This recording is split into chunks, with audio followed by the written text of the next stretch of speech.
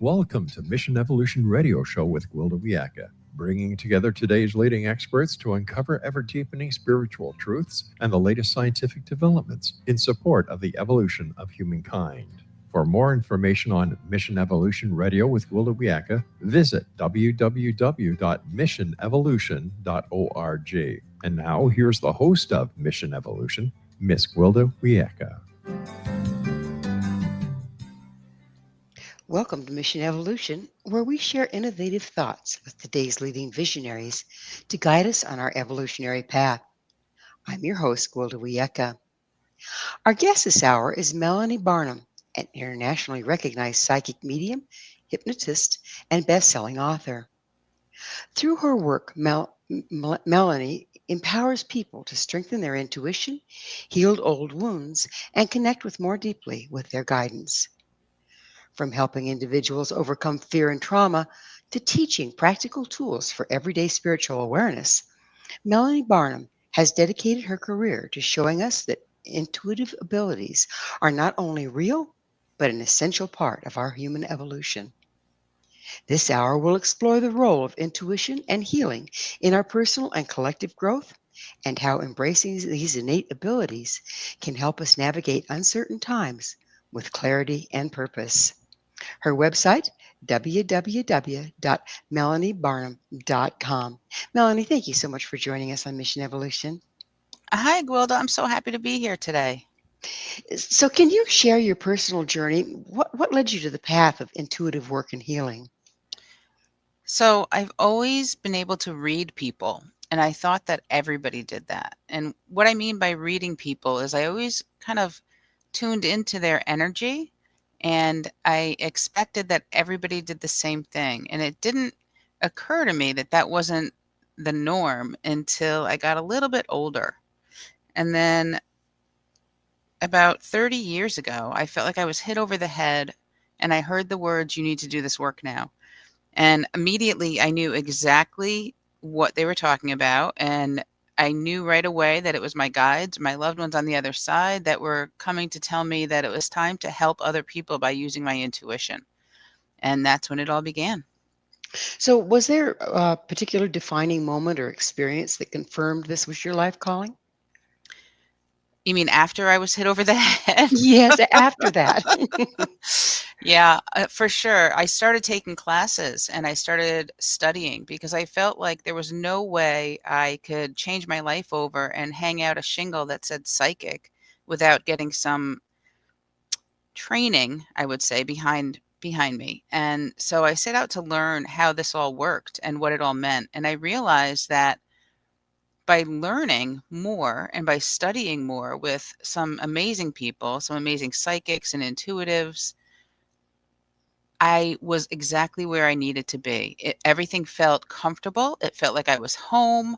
And I realized that I was actually pretty good at it. So, did you always recognize these abilities, or did they develop over time with your education? Well, like I said, I always was able to read people, but it didn't feel like that was anything exclusive for just me. When I had that kind of awakening moment and started to dive deeper into what was out there and how it all worked and what was available, those I'd say were the kind of catalysts to bringing my intuition further to my life and bringing it up in levels that I never thought I could do before. So it increased my, intuitive power, I would say, tenfold, minimum tenfold. And it's been ever since I started practicing, first as a novice, then professionally. And I've been doing this again professionally for almost 3 decades. So ever since I started doing that, my intuition has continued to increase and get better over time. So, how'd your family and community react when you embraced this work? Well, my husband was all for it. He had no issues with it, no problems with it. He thought it was really cool, and he totally believed in it because we had already been kind of using our intuition together. And my sister at the time is also very intuitive, and so she was all for it as well. it took a little while longer for me to kind of come out with my intuitive awareness to the general public and to all of my friends.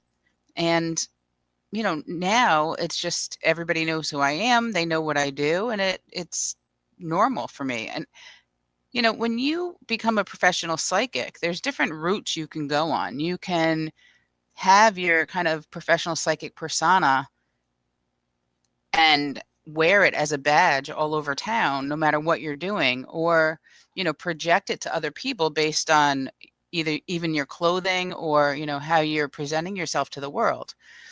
That's not anything that I've ever actually done. I look like a normal, lacrosse mom or a cheerleading mom, which is what I was. And I don't look like, what some people might think of as a typical psychic. So, who have been your greatest teachers or influencers on your path? You want me to name names? You can do that. Okay. So I've had a bunch of great people. And the first one I have to say was her name was Kathleen. And I apologize because I can't remember her last name. But it was like a continuing ed class that I took with her when I first discovered who I was meant to be, let's say. And she was amazing. She just opened up my eyes to so many different things and to so many different tools that can be used to help develop your psychic abilities. And then I, moved on and started taking classes at a place called Omega, which is a holistic learning institute in Rhinebeck, New York. And I took classes with, still to this day, one of my favorites, John Holland, who is a professional psychic medium. He's been practicing for much longer than I have. He's amazing, and I learned a lot from him. I took classes with James Van Prague, uh, Elizabeth Harper, who teaches at Omega regularly. And, along the way, took classes with a bunch of different people because I decided that I didn't want to just study to become a professional psychic. I wanted to learn kind of the science behind it. So I did a couple of different trainings with David Morehouse, who was a retired military man who I learned how to do coordinate remote viewing. And that class, that certification course, I took, I think, the beginning and the advanced ones. It showed me the science behind it, and I was very intrigued by that. I really kind of connected to knowing how I could connect my own left and right brained abilities, and it made a lot of sense, and it kind of clicked for me into place that this is real. This isn't just like woo woo, made up stuff. Like this is the real deal. So that kind of was a big turning point for me as well. I also took classes with like Brian Weiss for past life regression. And, I just did a lot of classes, a lot of certifications, a lot of, alternative healing modalities also. I'm a Reiki master and a certified reflexologist and a hypnotist as well, a certified hypnotist. And I found that, doing the things kind of along with becoming psychic, doing all the different healing modalities really kind of opens up your energy to use your own intuition in different ways, whether you want to be professional and offer readings or whether you just want to do it for yourself or your friends. For those of you out there that are new to your work, how would you describe what you do? So I just call it a reading. So if somebody, decides that they want to have a session with me, I offer them a reading. And the way that that works is that, some people, sometimes they're dead people will come through. Sometimes I'll see or I'll feel or I'll hear what's going on with their life in general. And other times I read, I read the past, the present, and the future. So everything that I get, I'm getting from their guides, their loved ones on the other side, who are communicating either directly to me or through my guides or my loved ones on the other side as well. So before I begin a session, I tune into the person's energy and I write stuff down. And as I said, everything that I write down comes from their guides or their loved ones on the other side. And the things that I write down usually open us up to things that they may want to know about or things that they may be curious about. And if their loved ones want to come through and let them know that they're around, then I will also usually have at least one or two, usually more than that, but at least one or two people that have come through with either their name or their initial. And I'll give them evidence that it's really them to help validate that it's their loved ones coming through. So you're known for being a psychic medium and a hypnotist. How do these roles intersect?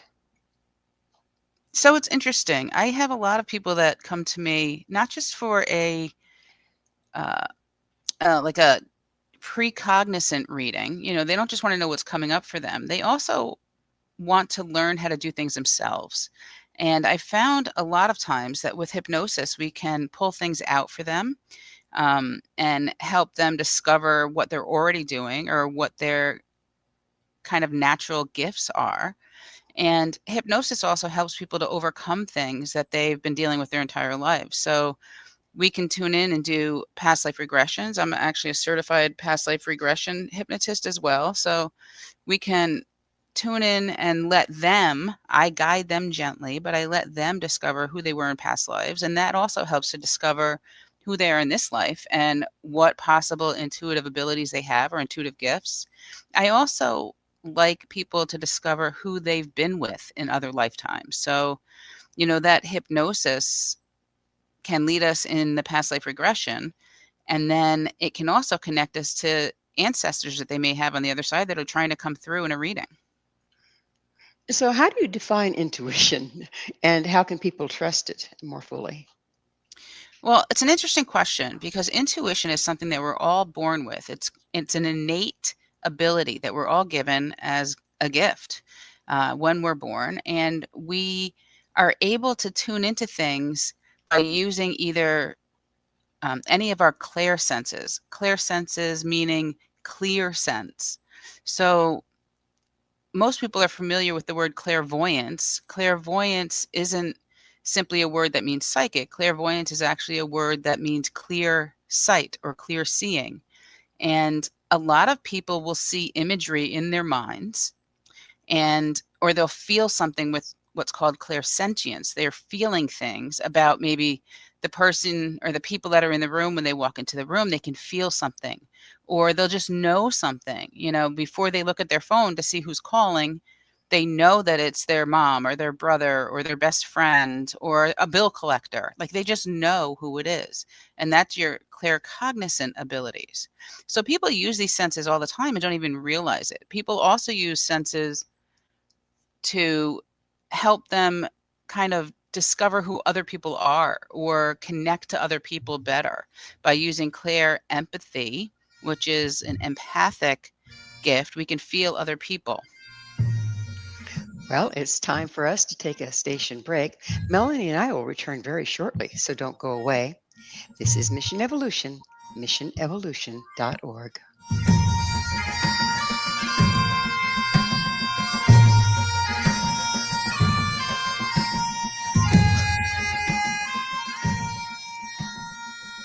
One people, one nation, searching through the night. One people, one nation, searching for the light. One people, one nation, coming from the stars. One people, one nation, to heal this earth of ours. Our gracious Mother Earth.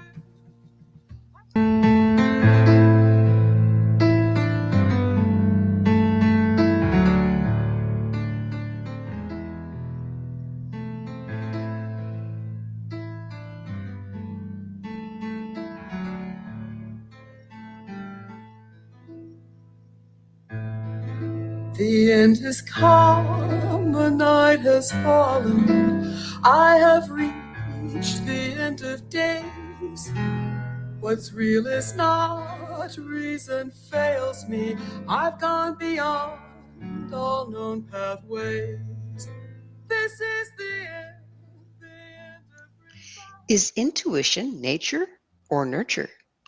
With us this hour discussing accessing our intuition is Melanie Barnum, the author of Real Life Intuition. Melanie, just before the break, I think we kind of interrupted. You were describing what intuition really is. Would you continue, please?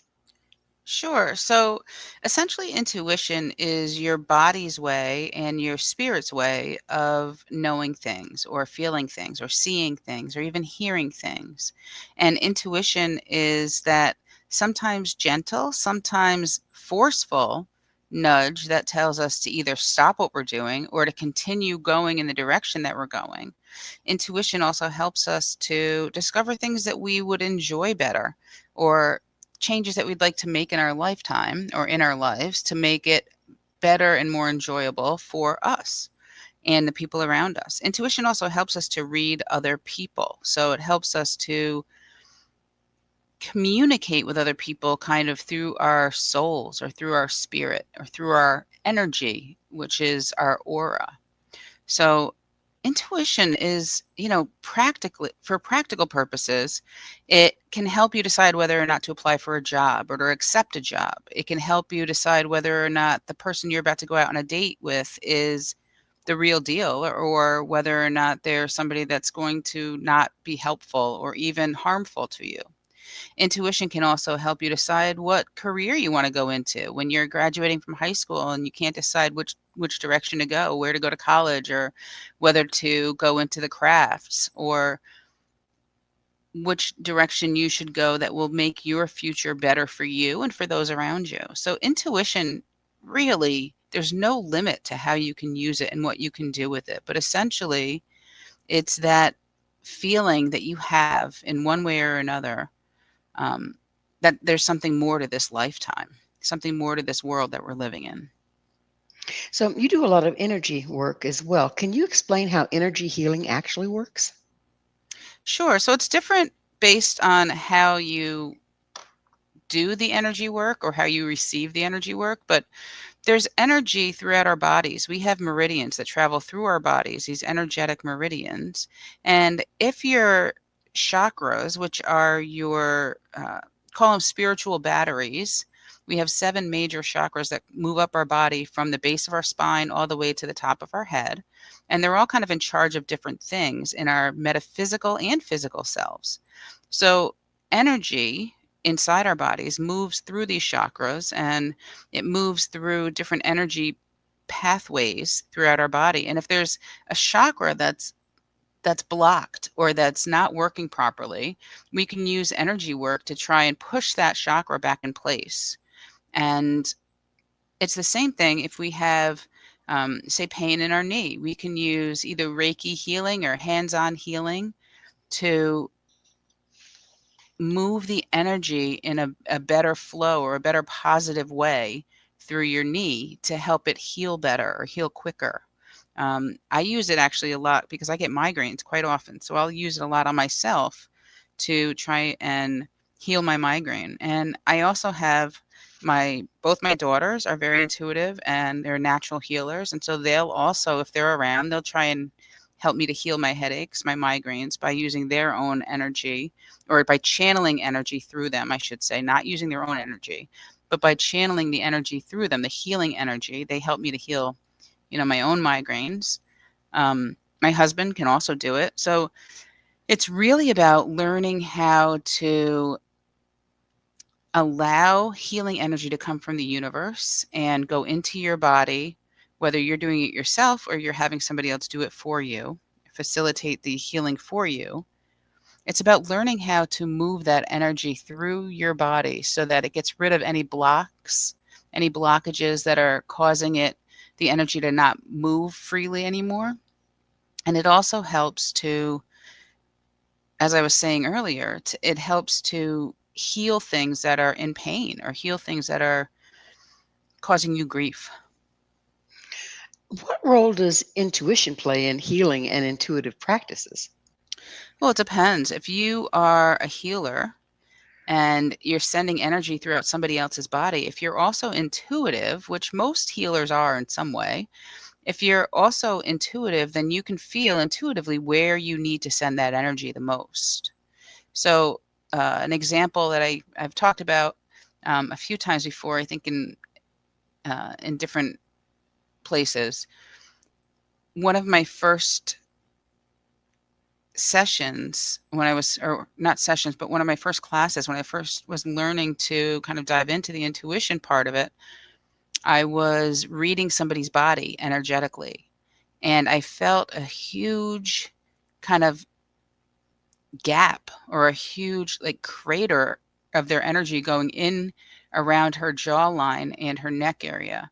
And I didn't know why. And I told her that. And it turned out she had just, I forget what it was now. She had just had either a root canal done at the dentist right before she came, or she had had a tooth removed. So it was one of the two.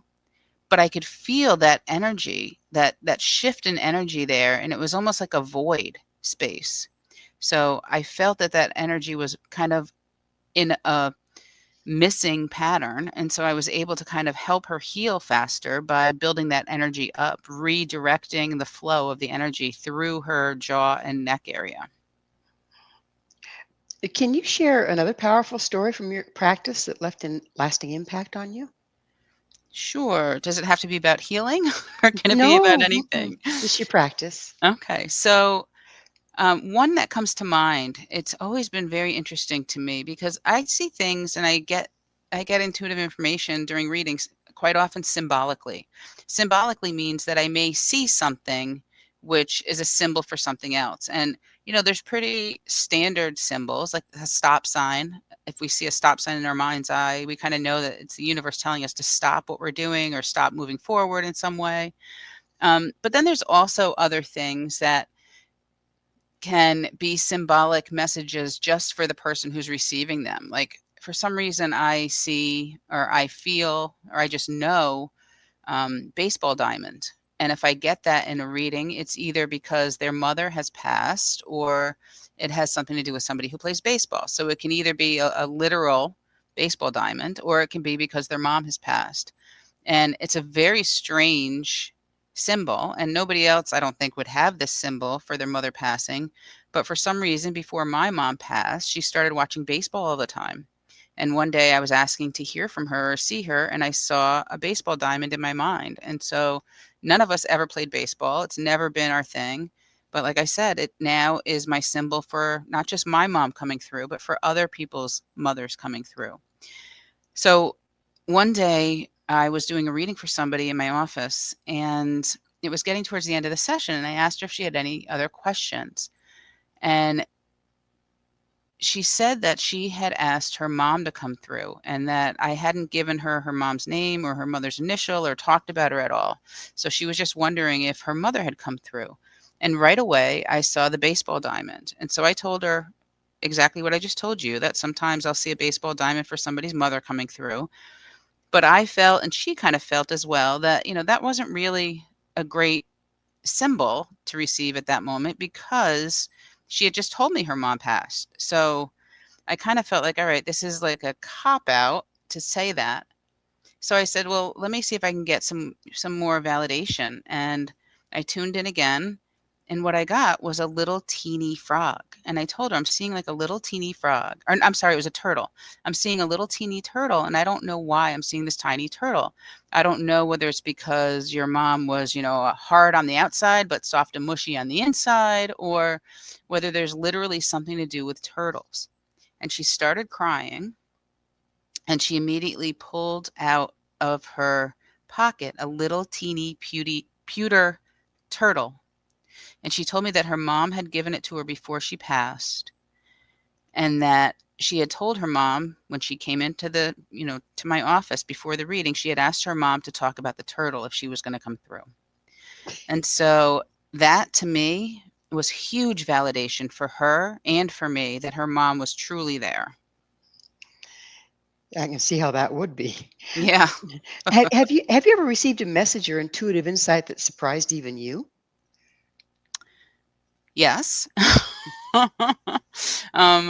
It happens so often, and I call those the aha moments. Those are kind of the wow moments where even I'm shocked that this just happened. I had a reading recently where it was bizarre. It's actually somebody that I just started reading for. I think I've had maybe 2 sessions with her lately. And I was seeing like the phoenix, the bird, the phoenix rising. And I was talking about the flames or something in the Phoenix, and it turned out that it was her studio. She had a studio called Phoenix Rising.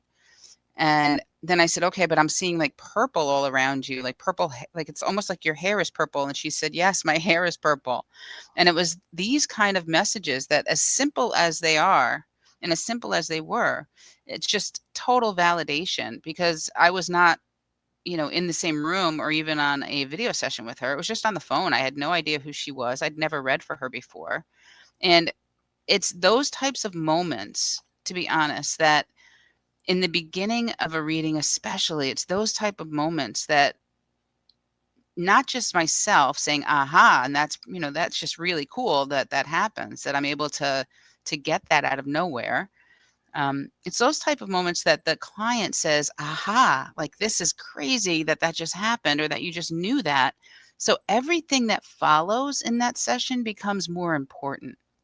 It almost feels like it's more believed after they get the aha moment. So you asked if there was anything that has surprised me. It's those aha moments. So it's not just one, it's multiple times when those aha moments come through. Even I get the goosebumps. I get excited about it, because it's just so cool that this can happen, that I have no idea why. Well, I do have an idea why, but I have no idea that I would know these things about these people. And it's just, to me, those aha moments are the coolest thing that my intuition has ever given to me. It seems to help your clients as well. Do, Absolutely. do you find that people are often skeptical when they first come to you? Usually people that come to me are coming to me because they believe in intuition, and they believe in psychic abilities, and they believe that this is possible, and that, reading for them is possible. I do find that some people are skeptical because they don't know who I am, and they don't know what I'll get. And, as I said, sometimes I get things symbolically. So I'll, throw out what I'm receiving symbolically, and it can mean anything. So, it may take a while for them to believe that that's really something to do with them. Quite often, I hear the music starting. Hey, you're taking my job there. It is time for another station break. Melanie and I will be right back to continue our discussion. So stay right there. This is Mission Evolution, missionevolution.org. One people, one nation, searching through the night. One people, one nation, searching for the light. One people, one nation, coming from the stars. One people, one nation, to heal this earth of ours. Our gracious Mother Earth.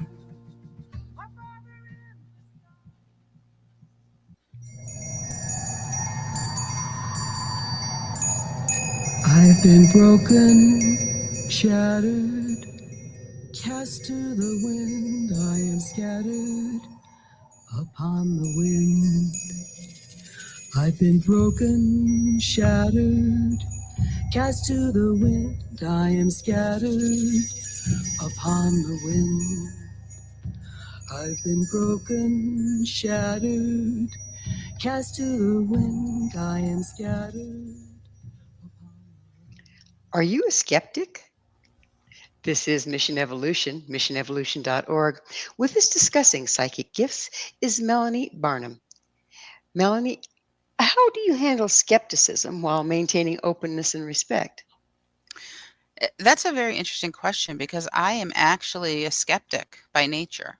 So I believe that skepticism plays a huge role in psychic gifts or psychic abilities. I also believe that not everybody that puts their shingle out that says psychic is truly gifted. But I do think that, as a skeptic, I do enjoy having other skeptics come along for readings.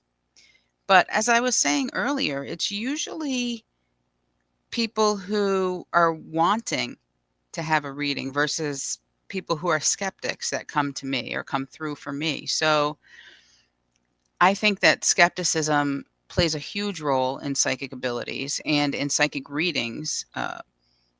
because I don't think that everything that happens is a paranormal or a metaphysical event. I definitely believe that there are logical beyond just the metaphysical, that there are logical reasons that things happen or that people may know things or pick up on things.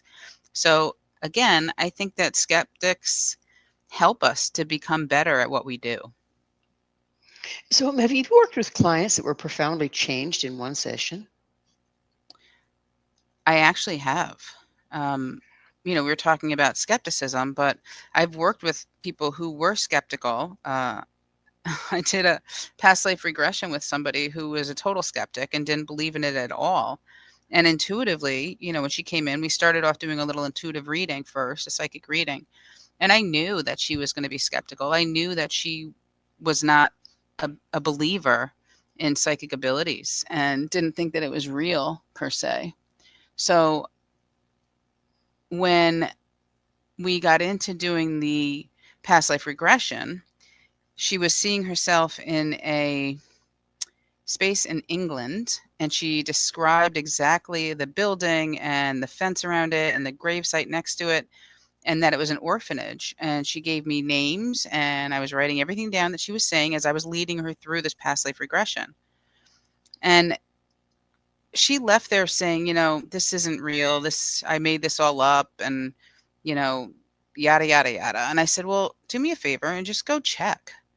Go look stuff up and see if you can find this orphanage. See if you can find this place in England, this town, this street name that she had given me, and the time frame that she had given me. See if you can find that online anywhere. And so before she even got home, she had gone out into the parking lot and started looking things up. And she discovered that every single thing that we had kind of pulled out for her past life regression was true. That there was an orphanage at this specific location, that it had shut down, and I forget the timing of it, but it had shut down, so it was not still there. It was gone for like 50 years. She found pictures of what it used to look like, and it was exactly what she had described. She had talked about names, and we were able to discover some of the names that were there. So it's things like that where people are able to prove to themselves that it is real. Those change lives. Those types of readings, and even just, regular psychic readings, not past life regressions, those change lives. Imagine going into a session and having somebody that you don't know, that you've never heard of, or that is, somebody that maybe was referred to you to talk to as a psychic, and they're able to come up with things that are going on in your life, or they're able to come up with things that are happening in your family, or that have happened in your family. And even more so, that they're able to come up with names or causes of death or connections to people that have passed on. There's no way for us to know a lot of these things. Sure, you can look things up on the internet, or you can try and, snoop things or spy things. It's not the way I work, and I know that professional psychics don't do that either. But there's some things that you're just not going to figure out. Those moments where I tell people about their morning, like what they just ate for breakfast, or what just happened to their pen, and these things have happened, or how many dogs they have, just all these things out of the blue that would not be on their social media or would not be on google.com. So I would not be able to look these things up. Those are kind of the cool things. Those are the things that change everybody, that change everybody's perspective about this. You've written several books. What inspired you to become an author? So my whole life, I have been an avid reader. And before my mom passed, her whole life, she'd always tell us, we all have at least one good book in us. And, you know, this is after she had passed, after I had started doing this work professionally. I had started writing down notes all the time. And I had started kind of verbalizing to myself what my book would be called. And I started thinking about it seriously.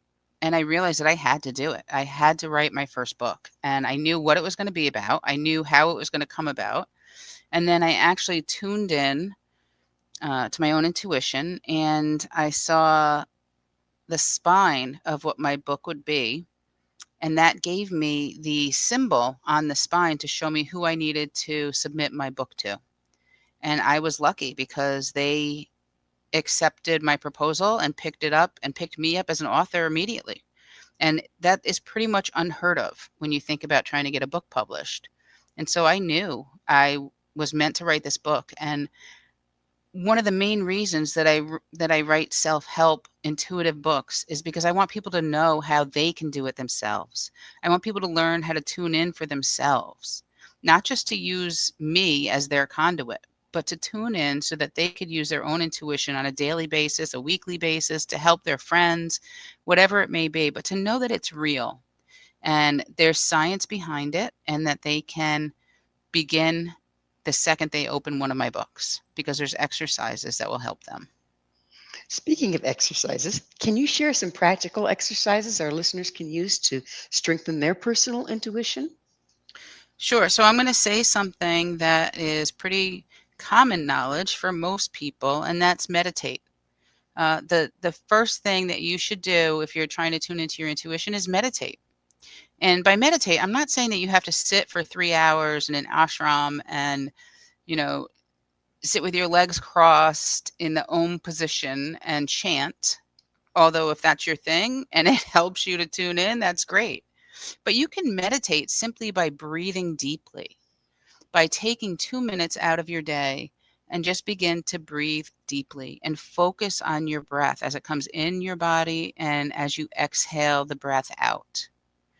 And by doing that, it helps you to ground yourself. It helps you to recharge and come back to center and being back in your bodies, because we do so much throughout the day that we kind of send our energy in every direction. And being back in our bodies for just that 2 minutes of time can really help us to begin to tap into the energy that's all around us, the energy of the universe. So, first thing I would say is definitely start with meditations. You can do just a simple breathing meditation, or you can find one in, online. You can find them in books. You can find them anywhere. And then I would say start playing with it, because using your intuition should be fun. It shouldn't be a chore. It shouldn't be something that you have to struggle to get yourself to wake up and do. It should be fun. So if you're not having fun, by playing with it, by playing with a friend, by seeing if, you can pick a number from 1 to 10 and seeing if your friend is able to intuit what number that is, and vice versa. By doing silly things like that, it really starts to strengthen your intuition, but also helps you to have fun with it. And now I'm going to give you a little secret. When I do those kinds of games, I'm not always the best at it. The 1 through 10 thing, like I'm not always the best at guessing the right numbers. It doesn't mean that I can't do it and that it doesn't happen, but I'm not always the best at intuiting the correct number. So if you're trying to kind of test yourself by doing these things, don't feel bad if it doesn't work right away. Take another course of action and do something different. Start studying with different exercises in the books or online that you can find. Another good exercise for you to do is to close your eyes and imagine that you have this window above your eyebrows in the center of your forehead. That's your third eye center. So just imagine that there's a window there, almost like a windshield, and imagine that you can use windshield wipers to clean that. And now, when you do this and you clean that third eye area, imagine that you can see things that are going on outside, or see things that are coming up for you when you go out later in the grocery store. So just start letting those images just show up in your mind's eye. And if you feel like it's just your imagination, that's fine. It's just practice.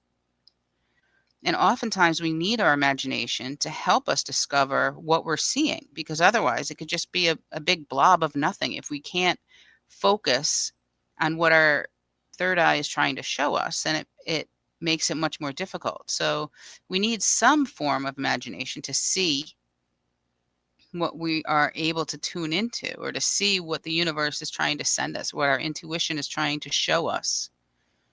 So use that third eye center after you've cleaned it with your windshield wipers to look at what's outside without looking outside. And then when you open your eyes and you take a peek outside to try and validate what you saw, notice whether it's right. Did you see the right shapes? Did you see the right colors? Was there, something there that surprised you? Now, if you're in your own space, obviously you know what's normally outside, but maybe there's a bird, right next to the window, or maybe there's a chipmunk that went into the front yard. So all these things can be done individually, and they can be done with friends. So if you tried to do the visualization with a friend who is located somewhere else, you can try and visualize where they are, what the colors are around them, whether there's furniture next to them, whether there's any decorations, or what colors they may be wearing. And obviously do this over the phone. Don't do this over video, because you want to be able to tune in without having any idea of where they are or what they're doing, so that you can have it validated for you. So, do tools like crystals, cards, or pendulums enhance intuition, or are they simply aids? Tools definitely can enhance intuition, but they can also help you to tap in. So using cards, for example, either oracle cards like my own deck, or tarot cards. If you use cards, it can help you to open up to doing readings for yourself or for others. And it can also help you to learn how your intuition is working. So the more you use cards, the more it can aid your own intuition. And you may find that you have somebody pull a card, and before you even look at the card, you are already starting to get information about that person. Well, it's time for another station break. Please stay with us as Melanie and I continue to explore intuition and psychic mediumship. This is Mission Evolution, www.missionevolution.org. One people, one nation, searching through the night. One people, one nation, searching for the light. One people, one nation, coming from the stars. One people, one nation.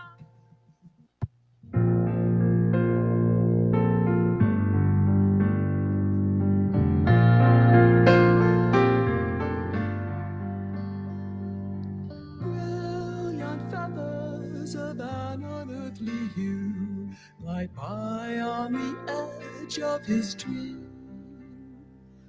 A whisper of touch, an unheard song. Whose bird takes flight, prompted by his broken heart. Fly high, sweet phoenix. Can intuition help us evolve?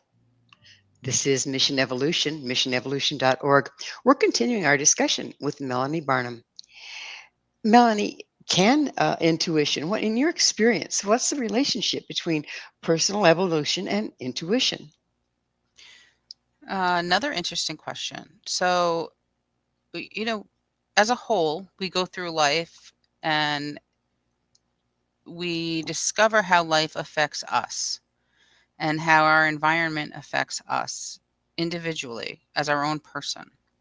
When we start tuning into our intuition more, we begin evolving, and we begin understanding how everything that happens in life affects everybody.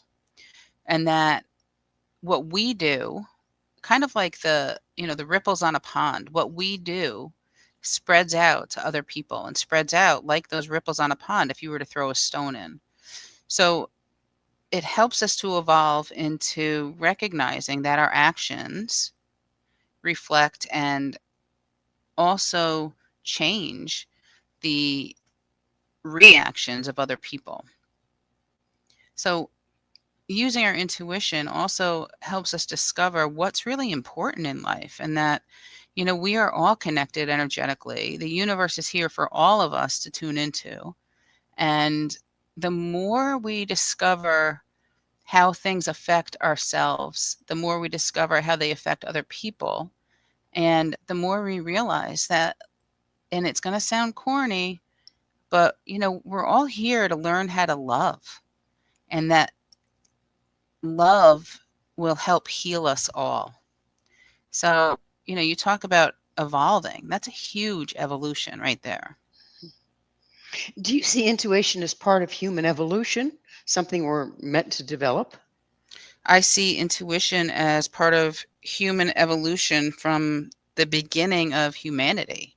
I think that, and I feel that, I know that, when we were Neanderthals and living in caves, we had to use our intuition to know whether we needed to move on and leave that cave because there was danger coming. We needed to use our intuition to follow and decide where we were going to go to get food.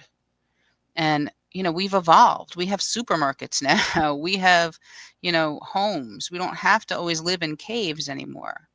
And our intuition has also evolved. It helps us discover, by the same token, it helps us discover where to go, where to live, where to buy our food, where to get our food, where our food comes from.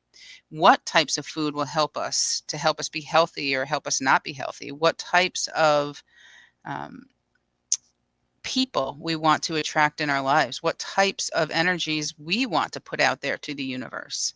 So we are still evolving, we are ever evolving, and using our intuition is one step to evolving, because when we use our intuition, we're opening up to, again, the energy in the universe, and the universal energy connects everybody. So it brings us right back to that evolutionary stage where using our intuition will help us in every aspect of our lives and the collective whole as well. So, how does healing old trauma influence one's ability to connect with spirit or intuition? Healing old trauma, you said? Hmm.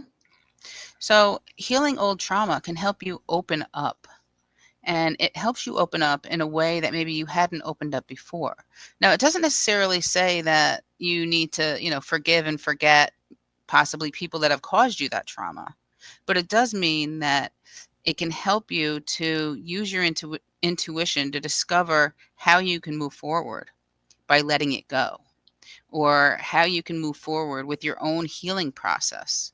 And using your intuition can also be the catalyst to help you discover what types of people you need to stay away from. So, if you were harmed by somebody in the past, and it was an old harm, it was an old healing that hasn't healed yet, using your intuition to discover what type of person that was, even if you didn't know them, it helps you to discover what type of person that was to help you discover who to stay away from in this lifetime.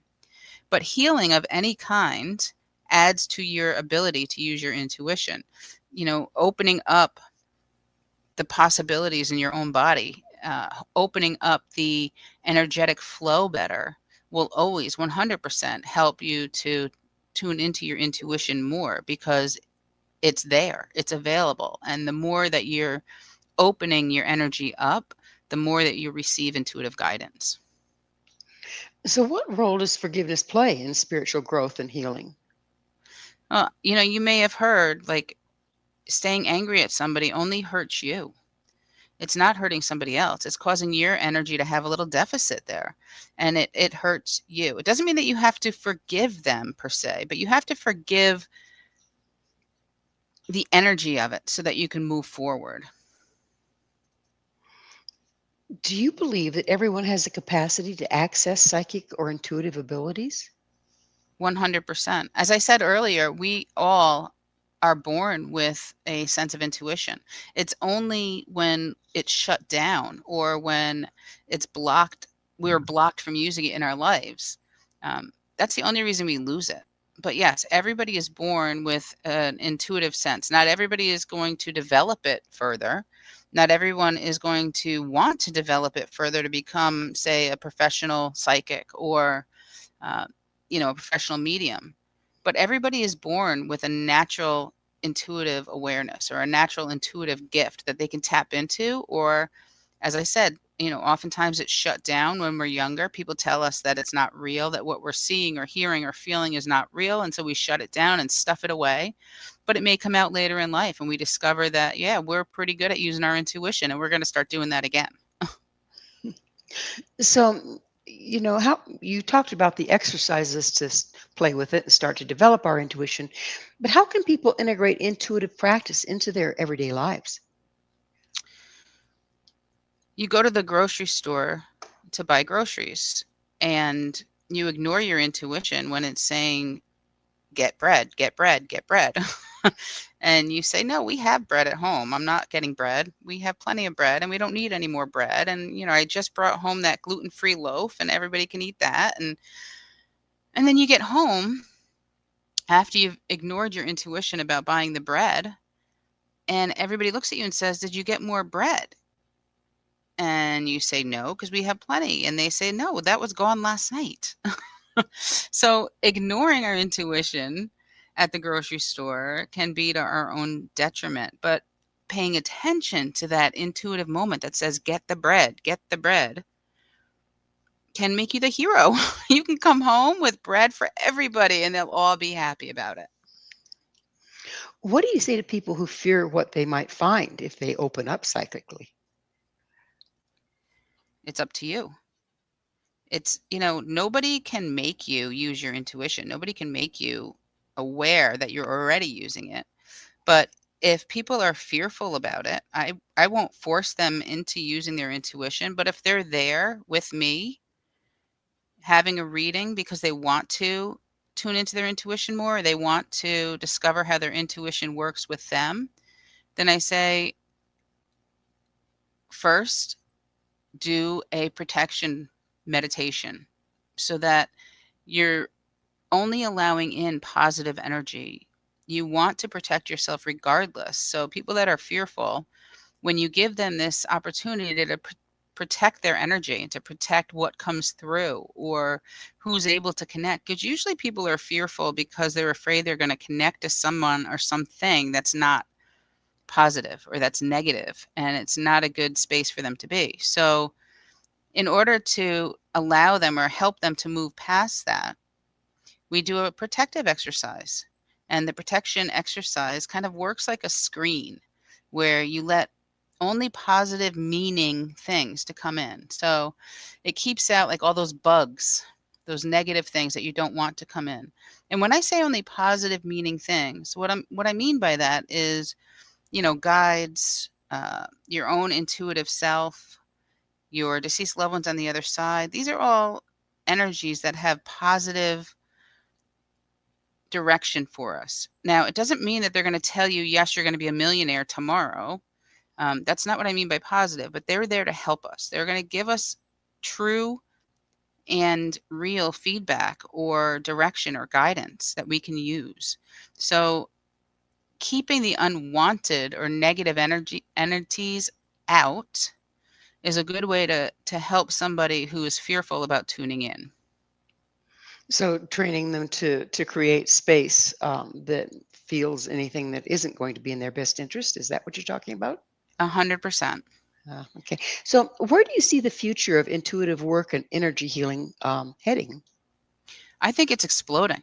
I really do. I feel like we are opening and the veil is thinning. So I feel like as a whole, with a lot of the drama and a lot of the things that are happening around the world, the trauma and the drama that's happening, the hate that's happening, all of the the things that are going on, it's helping us to tune into our intuition more. It's helping us to open up more because we all want something to believe in. We want something that we can feel or that we can access that can help us to get through the day-to-day life. And it seems to me that more and more people are opening up to their intuition because it's becoming a little more mainstream. So people are discovering that it's real and that, you can be called a witch and not be burned at the stake. And, if you heal people naturally, you know how to do natural healing. You're no longer going to be challenged and, put in jail for ripping people off. Like, this is real stuff and it's happening in real time, and more people are opening up to it. So you're asking about the future of it, and I think that the future is looking really good for everybody to tune into their own intuition. Well, we're about out of time, but finally, what message of hope or guidance would you like to see leave our clientele with today? The biggest thing that I can say is don't be afraid to open up your energy to the universe, and don't be afraid to open up and receive messages from the universe. Don't be afraid, as you were saying before, don't be afraid to use your intuition for the betterment of yourself, your friends, your family, and mankind in general. Because this is what we have. Nobody can take away your intuition. It's yours, and you get to carry it with you everywhere you go. So use your intuition, because the more you use it, the more it will be accessible for you, and the more messages or the more guidance you will receive. If you don't use it, you can lose it. Well, unfortunately, we are out of time. Melanie, thank you so, so much for coming on the show. Oh, thanks for having me, Gwilda. This was fantastic. You've been listening to Mission Evolution with Gwilda Wiyaka. Our guest, Melanie Barnum, psychic medium, hypnotist, and author. To learn more about Melanie and her work, visit her website at www.melaniebarnum.com. One people, one nation, searching for the light. One people, one nation, coming from the stars. One people, one nation.